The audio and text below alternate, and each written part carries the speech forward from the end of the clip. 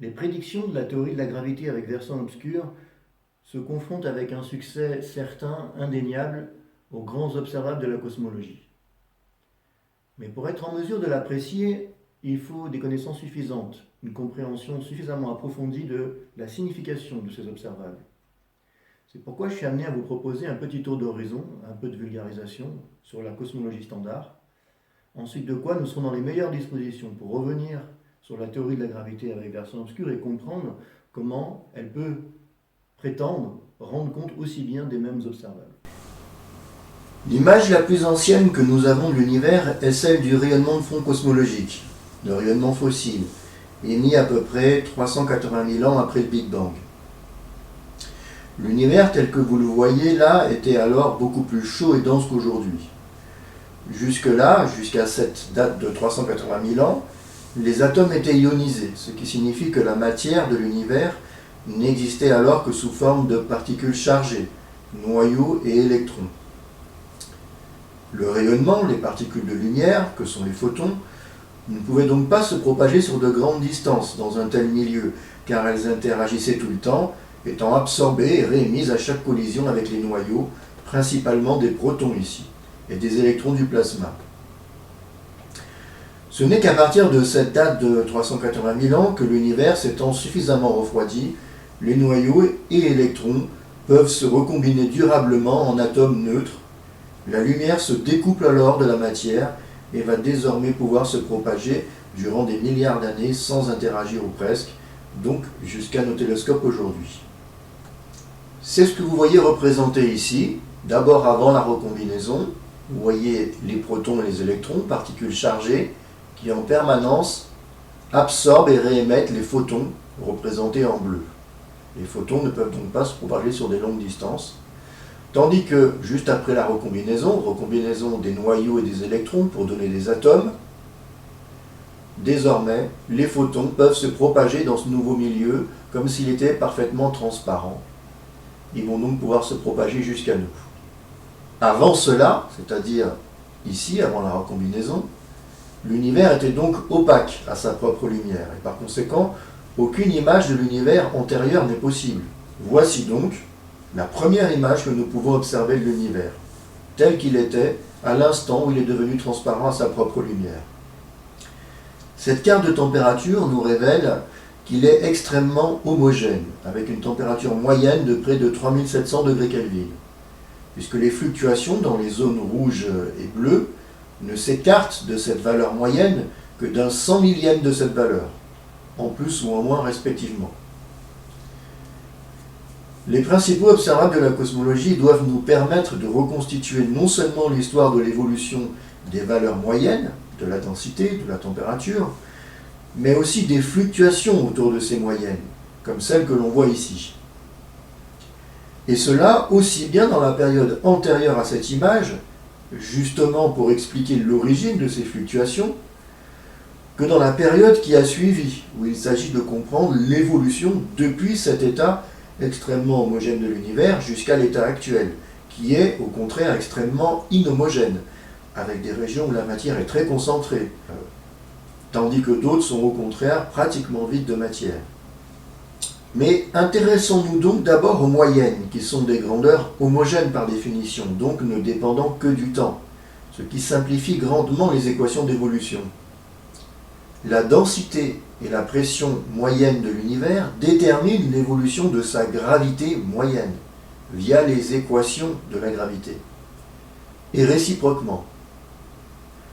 On parle souvent de dialogue bidirectionnel entre la gravité et la matière. La matière génère la gravité, et la gravité en retour dicte à la matière son mouvement. En général, le champ gravitationnel est quelque chose de compliqué, avec plusieurs degrés de liberté. Mais dans le cas du champ de gravité moyen, qui est lui aussi par définition homogène et isotrope, une simplification énorme se produit. Il ne suffit plus que de connaître sa courbure, petit k, un nombre qui vaut plus 1, 0 ou moins 1, et l'évolution dans le temps de son facteur d'échelle A de t pour le décrire totalement. Ce A de t peut s'interpréter comme un facteur qui dilate toutes les distances de l'univers au cours du temps. Il décrit donc son expansion. Quant à la courbure, elle est nulle dans notre cadre et également compatible avec 0 d'après les observations. C'est pourquoi dans le cadre du modèle standard de la cosmologie, on la suppose souvent également nulle. En définitive, comprendre l'évolution globale de l'univers, ce qui est notre objectif, se ramène donc à reconstituer l'évolution de son facteur d'échelle au cours du temps, les évolutions de toutes les autres grandeurs moyennes pouvant s'en déduire immédiatement. Par exemple, les densités et pressions des différents fluides présents dans l'univers pourront être reconstituées à condition qu'ils soient bien caractérisés par ce qu'on appelle une équation d'état, qui décrit précisément comment ces fluides vont se diluer quand l'espace se dilate. La matière, par exemple, se dilue avec une densité inversement proportionnelle au volume qu'elle occupe. Donc sa densité décroît en 1 sur V quand ce volume croît, du fait de l'expansion. L'énergie noire, au contraire, telle que décrite par une constante cosmologique, serait une composante exotique, ayant un comportement très contre-intuitif. Elle ne se dilue pas quand le volume augmente, sa densité, au contraire, reste constante. Bref, on peut donc tout ramener à ce A2T, ce facteur d'échelle. Cependant, celui-ci n'est pas une grandeur observable directement. D'ailleurs, dans le cadre du modèle standard décrit par la relativité générale, si je vous donne une certaine fonction A2T, censée décrire l'expansion de l'univers, aucune observation ne permet de dire si A2T est la bonne solution plutôt que 10 A2T ou n'importe quel produit de A2T par une constante arbitraire. Au contraire, dans le cadre de la théorie avec versant obscur, cela doit être possible de trancher entre de telles solutions. Mais un tel test est probablement hors de portée de nos moyens d'observation actuels. Quoi qu'il en soit, plutôt que de se focaliser sur A2T, pourquoi ne pas alors utiliser une autre grandeur, directement reliée, qui elle est directement mesurable et permet tout aussi bien de décrire l'histoire de l'univers, comme le taux d'expansion, grand H, qui est défini comme étant le rapport de la dérivée temporelle de A2T sur A2T. Par exemple, un taux d'expansion h de 2 par seconde, si on adopte comme unité de temps la seconde, signifierait simplement que toutes les distances dans l'univers seraient doublées chaque seconde, du fait de l'expansion. Ensuite, plutôt que d'étudier ce taux d'expansion en fonction du temps, pourquoi ne pas plutôt l'étudier en fonction de cet autre marqueur chronologique qu'est le redshift, le décalage vers le rouge de la lumière qui nous parvient d'un objet, car c'est une grandeur directement mesurable, contrairement au temps auquel cette lumière a été émise. La signification de ce redshift, rappelons-le, est qu'à une époque où celui-ci était d'une certaine valeur z, à grande échelle, toutes les distances dans l'univers étaient toutes plus petites d'un facteur 1 plus z par rapport à l'univers actuel. Il s'est donc dilaté d'un facteur 1 plus z depuis. Finalement, la combinaison que l'on privilégie souvent pour retracer l'histoire de l'expansion de l'univers n'est pas non plus h en fonction de z, le taux d'expansion en fonction du redshift, grandeur toutes deux mesurables, mais encore plus pratique, la combinaison h de z sur 1 plus z en fonction de z. Car lorsque cette fonction décroît au fur et à mesure que z décroît, donc que l'on se rapproche du temps présent, cela signifie que l'univers décélère, tandis que lorsque h de z sur 1 plus z croît, cela signifie que l'univers accélère. Un seul coup d'œil à cette fonction permet donc de savoir dans quel régime se trouve l'univers. Voici par exemple la courbe de l'évolution de h de z sur 1 plus z d'après le modèle standard de la cosmologie. C'est donc cette courbe qui est en accord avec tous les grands observables de la cosmologie que je vais passer en revue. Nous allons voir en effet que toutes les grandeurs observationnelles associées à ces principaux tests cosmologiques vont nous donner facilement accès au taux d'expansion grand H, à différents redshifts représentés ici jusqu'à 5, mais on peut aller au-delà, jusqu'à 1200 ici, et même jusqu'à 1 milliard. Ces redshifts correspondant à différentes époques de l'histoire de l'univers, nous permettant ainsi de reconstituer h de z, donc h de z sur 1 plus z, depuis z égale 0 aujourd'hui, jusqu'à z égale 1 milliard. Et même l'infini. Pourquoi pas si l'on s'autorise une extrapolation audacieuse jusqu'au redshift infini qui correspond en fait à l'instant 0, l'instant origine de l'univers, l'instant du Big Bang. Remarquez au passage que selon la cosmologie standard, l'univers n'a cessé de décélérer puisque le h de z sur 1 plus z décroît, mais quand il approche de z égale 0, c'est-à-dire aujourd'hui, on peut faire un zoom sur cette région, on voit que effectivement le taux d'expansion décroît, mais tout récemment il a commencé à accélérer. En fait, tout récemment, c'est si l'on se place en coordonnées redshift. Mais si on se place en coordonnées temporelles, la coordonnée temporelle usuelle, en réalité, le moment où l'univers a cessé de décélérer pour commencer à accélérer se situe à peu près à la moitié de l'âge de l'univers, donc à peu près 7 milliards d'années avant et après. Voyons donc quels sont les tests principaux de la cosmologie contemporaine. Ces tests sont d'abord le test du diagramme de Hubble des supernovae, qui va jusqu'à z égale à 1,5 aujourd'hui, maximum. Ensuite, il y a le test des BAO, les oscillations baryoniques, avec quelques points qui se situent entre 0,2 et 2,3. Ensuite, le test de la nucléosynthèse primordiale, autour d'un redshift de 1 milliard, donc là, 1 million de fois plus vers la droite. Ensuite, il y a un petit test de vérification, de voir si tout est cohérent avec l'âge des plus vieilles étoiles. Et pour finir, nous aborderons les tests multiples que nous offre le CMB, c'est-à-dire le rayonnement fossile dont je vous ai parlé tout à l'heure. Ces tests multiples du CMB en fait sont sensibles à h de z à tous les redshifts et pas seulement au redshift du découplage qui se situe autour de 1100 ici.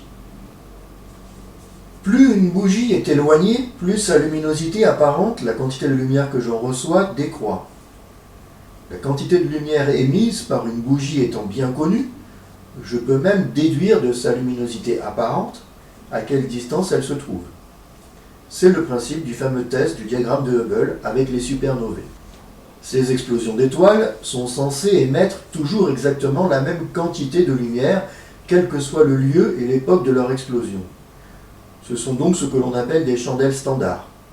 Et grâce à cela, on peut donc estimer la distance à laquelle elles se trouvent. On mesure donc la luminosité apparente de chaque supernova observée, petit l, dont on déduit immédiatement, connaissant sa luminosité intrinsèque, la distance que sa lumière a dû parcourir pour nous atteindre. On mesure également le décalage vers le rouge de sa lumière, son redshift Z. Ce Z signifie que la supernova a explosé à une époque où l'univers était contracté d'un facteur 1 plus Z dans toutes ses dimensions par rapport à aujourd'hui. À partir de nombreuses supernovae, pour chacune desquelles on a mesuré la distance et le Z, on peut donc construire le diagramme de Hubble, où chaque supernovae est représentée par un point avec Z en abscisse, et en ordonnée, ici en unité logarithmique, sa distance. Chaque point représente donc ici une supernova. Il ne reste plus ensuite qu'à en déduire la bonne fonction dl en fonction de Z, qui va s'ajuster à tous ces points, à toutes ces données, comme la courbe noire que vous voyez ici. Il est clair que dl de Z doit être sensible au taux d'expansion h de Z, tout au long du trajet de la lumière depuis la supernova jusqu'à nous. Ce point n'est pas très difficile à comprendre. Supposez que vous ayez un rayon de lumière qui doit partir d'un point A pour atteindre un point B. Vous allez me dire, la distance à parcourir, c'est tout simplement AB, ce que je vous montre ici. En réalité, les choses sont un peu plus compliquées dans un univers en expansion. Dans un univers en expansion, au fur et à mesure que la lumière qui part de A se déplace pour atteindre B, ce qui se passe, c'est la chose suivante. A et B s'écartent l'un de l'autre, car l'univers est en expansion. Au total, quelle est la distance qu'a dû parcourir la lumière? Ça n'est pas non plus cet intervalle que je vous montre ici, et ça n'était pas non plus l'intervalle initial. C'est quelque chose d'intermédiaire qui se calcule, mais qui, de toute façon, doit tenir compte du taux d'expansion, du fait que l'univers est en expansion. H de Z. On calcule que dl de Z, la distance de luminosité en fonction de Z, du redshift, dépend de h de Z sous la forme de cette intégrale que nous allons retrouver assez souvent. Donc, retenez la forme de cette intégrale. Mais ce n'est pas tout, car un autre effet peut diminuer la luminosité apparente de la lumière qui nous parvient et nous amener à estimer une distance dl plus grande. En effet, au cours de sa propagation, la longueur d'onde de la lumière s'est dilatée, comme d'ailleurs toutes les distances dans l'univers. ce qui lui a fait perdre de l'énergie, donc de la luminosité. La distance dl qu'on en déduit doit donc être corrigée de cet effet, donc d'un facteur 1 plus z, que vous voyez ici. Et voilà finalement la formule de dl de z qui en résulte. Obtenir le dl de z par l'ajustement des supernovae est donc un moyen d'aboutir à h de z, donc h de z sur 1 plus z sur toute cette plage de redshift ici. Les supernovas sont en bon accord avec la forme de la courbe prédite par le modèle standard entre z égale 0 et z égale 1.2. Il faudra des instruments plus puissants pour observer de nombreuses scènes à plus grand z, c'est-à-dire plus lointaines, pour pouvoir élargir donc cet intervalle. Nous avons dit l'essentiel à propos du test du diagramme de Hubble avec les supernovae. Passons maintenant à celui portant sur la nucléosynthèse primordiale, un redshift extrême, puisqu'il se situe autour d'1 milliard, c'est-à-dire dans la prime jeunesse de l'univers. Selon la théorie du Big Bang, l'univers s'étend et se refroidit depuis un état initial de température et densité extrêmement élevé, voire infini. À un certain stade de cette expansion, la matière de l'univers est exclusivement constituée de protons, de neutrons et d'électrons.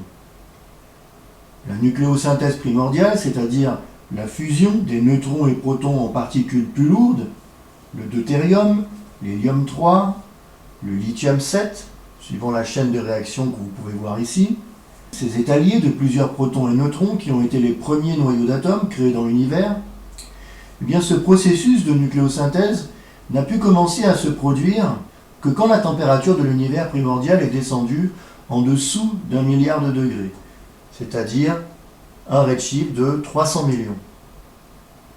C'est donc en dessous de cette température que les réactions suivantes vont commencer à se produire. Auparavant, le deutérium, noté grand D, constitué simplement d'un proton et d'un neutron, qui est l'étape obligée, ce deutérium ici, pour aboutir à tous les autres éléments dans la chaîne de réaction que vous voyez là. À peine était-il créé, ce deutérium, qu'il était immédiatement détruit par le bombardement des photons trop énergétiques et trop nombreux à plus haute température. Rappelons au passage que ce n'est que bien plus tard, à la recombinaison, que des électrons seront capturés par tous ces noyaux légers pour former les premiers atomes.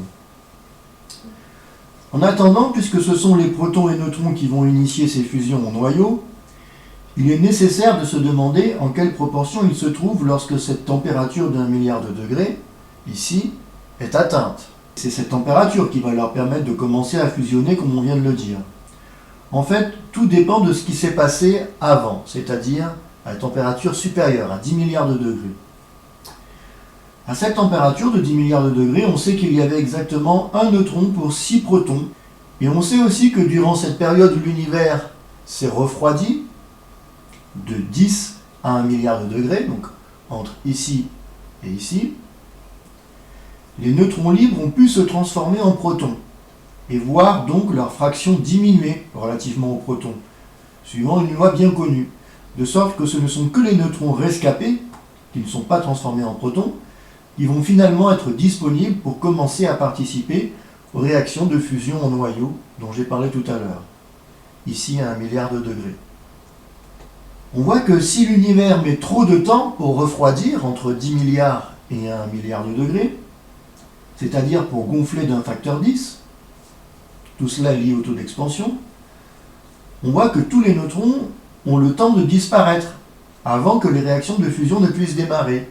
Il n'y aurait donc plus que des protons à l'arrivée, et donc pas d'atomes légers, à part les atomes d'hydrogène, après la recombinaison. On voit que le taux d'expansion à cette époque, c'est-à-dire le temps qu'il faut pour que l'univers s'étende d'un facteur 10, et donc refroidisse du même facteur 10, on voit que ce taux d'expansion, pour passer de 10 milliards à 1 milliard, influe énormément sur les abondances des éléments légers qui seront produits. Le taux d'expansion est ainsi déterminant à ce niveau-là. On le voit, avant même que les réactions de fusion ne démarrent. Mais ce taux d'expansion va déterminer aussi la durée disponible pour les réactions de fusion elles-mêmes. C'est-à-dire, une fois qu'elles ont démarré, à partir d'1 milliard de degrés ici, le temps disponible pour ces réactions est déterminant. Ces réactions ne peuvent se produire qu'entre 1 milliard et 300 millions de degrés, température en dessous de laquelle les diverses particules ne pourront plus fusionner, l'univers s'étant trop dilaté, ce qui diminue fortement leurs chances de se croiser pour interagir. À nouveau, le taux d'expansion détermine le temps disponible pour les réactions de fusion et donc la quantité des différents noyaux légers qui seront produits. Comment va-t-on pouvoir tester tout cela? Eh bien simplement en mesurant les abondances des éléments légers dans l'univers actuel, dans des régions où on sait que ces abondances n'ont pas été modifiées significativement par rapport aux valeurs d'origine. Dans ces régions, on accède donc aux abondances primordiales, et on peut donc contraindre précisément la valeur que devait avoir le taux d'expansion à cette époque de l'univers pour permettre d'aboutir à ces abondances. On contraint donc très précisément h de z, à la fois pour z entre 3 milliards et 300 millions, ici, mais également entre 300 millions et 100 millions. Et on en déduit que tous ces processus, globalement, ont duré un peu moins d'un quart d'heure. Au bout du compte, c'est parce que l'univers a disposé d'aussi peu de temps que si peu d'éléments légers, au-delà de l'hélium, ont été produits. Au final, en masse, l'univers n'est constitué que de 3 quarts d'hydrogène et 1 quart d'hélium, et seulement des traces infimes de tout le reste. Il faudra donc attendre les étoiles, des milliards d'années plus tard, pour produire tous les autres éléments que nous connaissons.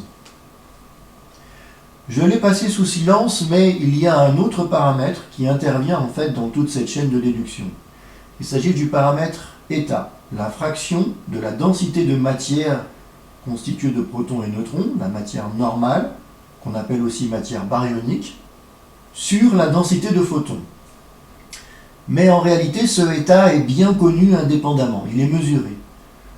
En effet, on connaît la densité de photons précisément. Ce sont justement les photons du CMB qui constituent l'essentiel de ces photons. Il y en a 400 par centimètre cube. Et cette densité peut être aisément extrapolée à l'époque de la nucléosynthèse primordiale. Tandis que la densité de matière normale, qui intervient ici également, elle aussi est connue, en tout cas elle est déduite par l'analyse du CMB dont je vais parler un peu plus tard. Elle est de l'ordre de 1 baryon pour 4 mètres cubes.